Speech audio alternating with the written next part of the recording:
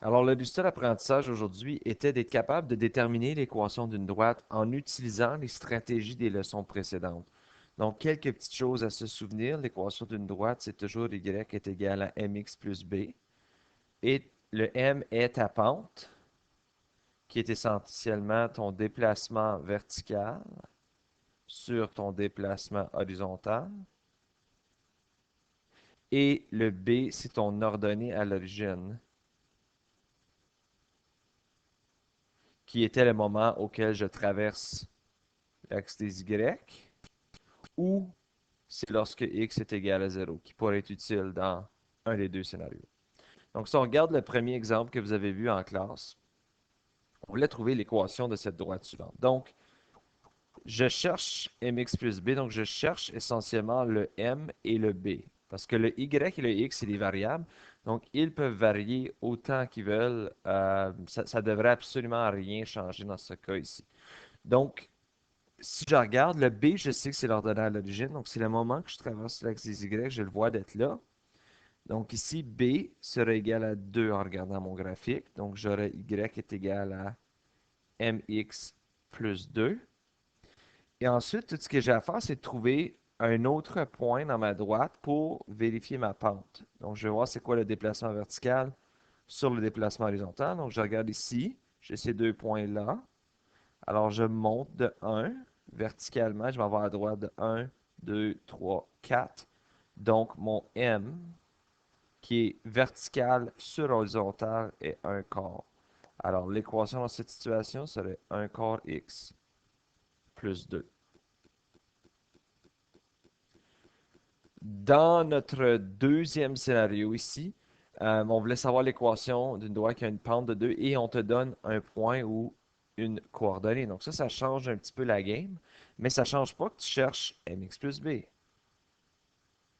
Donc si je cherche mx plus b, une des choses, la pente est 2. M, c'est ta pente. Donc, OK, je sais que M est 2. Mais là, il y a des gens qui ont bloqué un petit peu ici.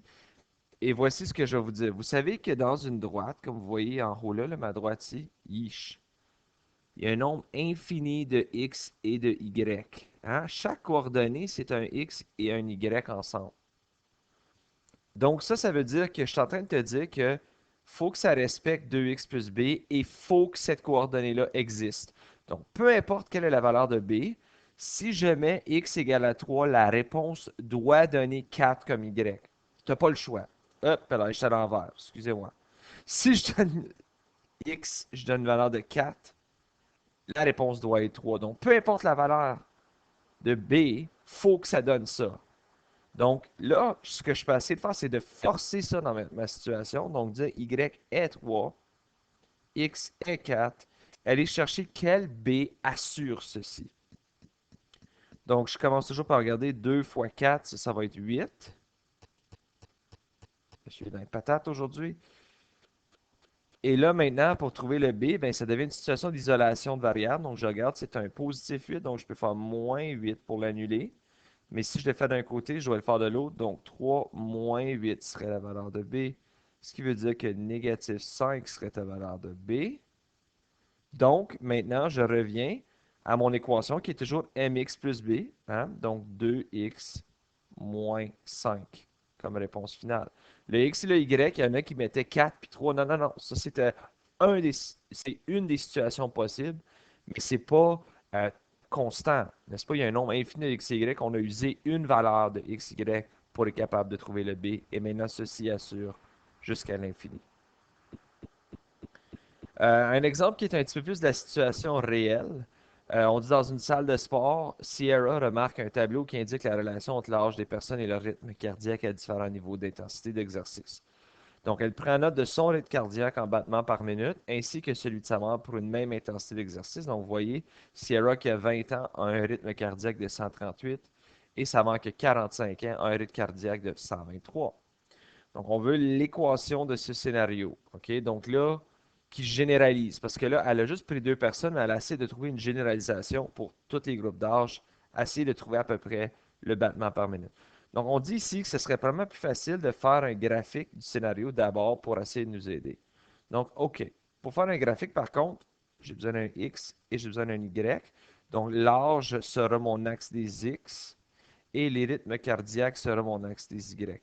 Alors là, je regarde, OK, il faut que je me rende jusqu'à 45. Donc, évidemment, pour l'axe des X, mon échelle, je vais devoir faire au moins des bonds de, je dirais, 5. Oh, voilà.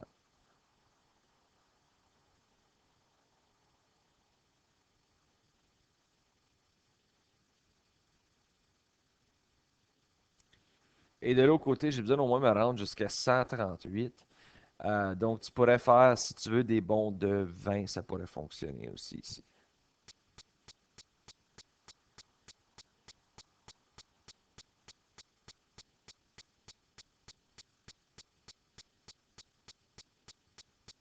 Alors, tu places tes coordonnées approximativement. Donc, à 20 ans, j'avais 138.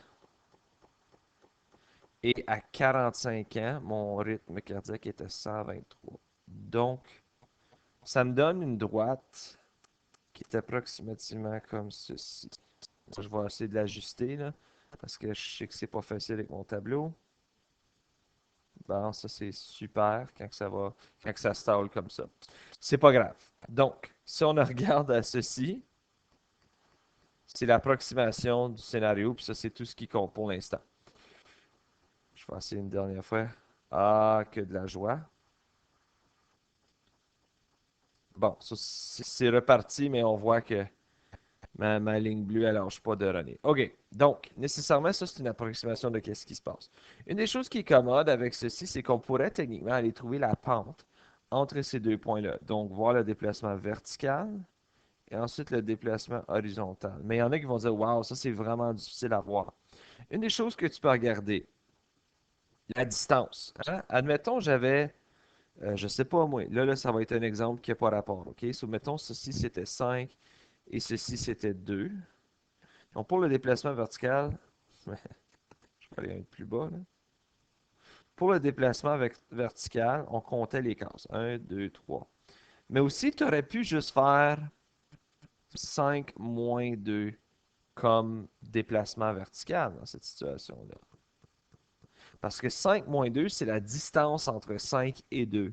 Donc, on pourrait faire la même chose. On pourrait dire, OK, donc pour la pente, ceci, c'est mon vertical. Donc, si je veux savoir entre 138 et 123, je me suis déplacé de combien? La seule chose, c'est qu'il faut que tu regardes toujours ton deuxième moins ton premier.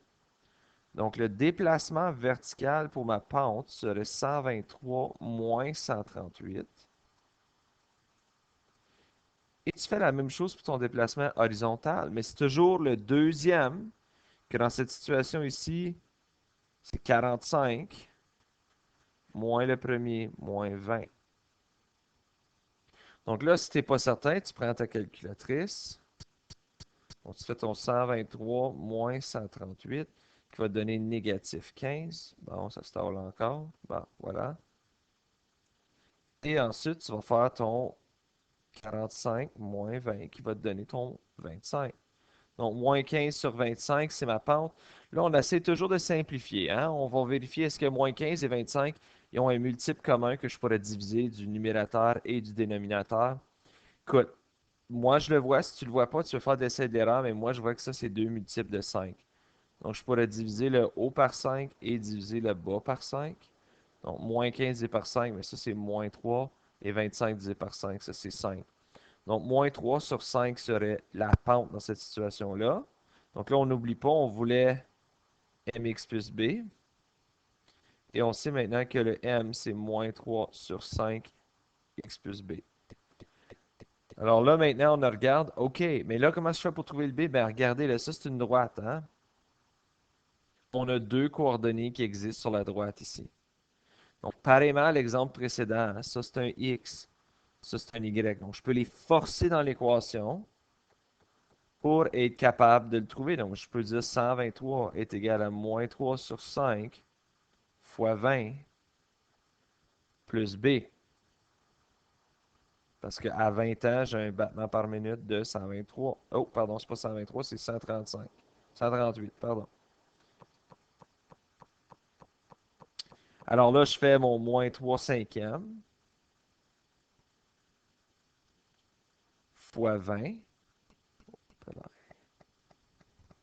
ça va me donner moins 12. Donc 138 est égal à négatif 12 plus b. Donc là, si je veux me débarrasser du négatif 12, ça c'est une situation de résolution d'équation, je peux faire plus 12 sur chaque côté. Donc là, j'ai 138 plus 12 qui va me donner 150 qui va être égal à ma valeur de b. Donc mon équation, c'est y égale à moins 3 sur 5x plus 150. En dernier, on a regardé à des droites horizontales et une droite verticale. Donc là, je regarde à cette droite horizontale-là. Une des choses on avait remarqué dans la leçon précédente, on a dit quand ta droite est horizontale, ta pente est toujours 0. Donc, tu as basically y égale à 0x plus b en ce moment. Mais là, 0 fois x, c'est toujours 0. Donc, y est tout simplement égal à l'ordonnée à l'origine, c'est l'équation. Donc, je regarde ici, l'ordonnée à l'origine, c'est 3. Donc, y égale à 3, c'est la valeur de cette équation-là. Ça, c'est toujours vrai. Y va toujours être égal à ton ordonnée à l'origine lorsque tu as une pente de 0 ou une droite horizontale.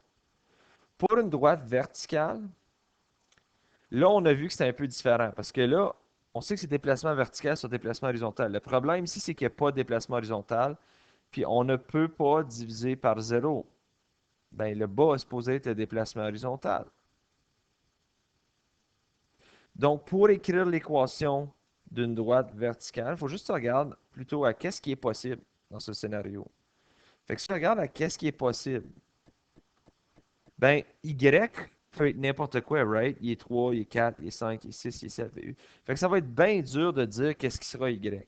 Mais une chose qui est constante, X ne change pas de valeur. X est toujours 5. Je ne sais pas si vous le voyez. Donc ça nous amène à une propriété pour les droites verticales. Les droites verticales, c'est toujours x égale à quelque chose. X égale à le moment ou la valeur ici, parce que c'est la seule constante dans tout ça. X égale à 5, c'est l'équation de cette droite-là. Y peut être n'importe quoi dans ce scénario ici, right? Y peut être 3, ouais, mais X est still 5. Donc ça, c'est juste une des choses à tenir compte. En dernier, on a parlé de les abscisses à l'origine, que vous avez sûrement déjà vu en 9e année, mais on fait une petite revue. Donc, l'abscisse, c'est le moment auquel tu coupes l'axe des X. Donc, contrairement à l'ordonnée à l'origine, c'est lorsque tu coupes l'axe des Y. L'abscisse, c'est lorsque tu coupes l'axe des X. Donc, la valeur d'Y ici est toujours 0 sur cette droite-là. Donc, on a mentionné ici, ce serait direct là. Ça, ce serait un exemple d'un abscisse à l'origine. Alors, ceci met fin à la leçon d'aujourd'hui. Si jamais vous avez des questions, n'hésitez pas à communiquer avec moi.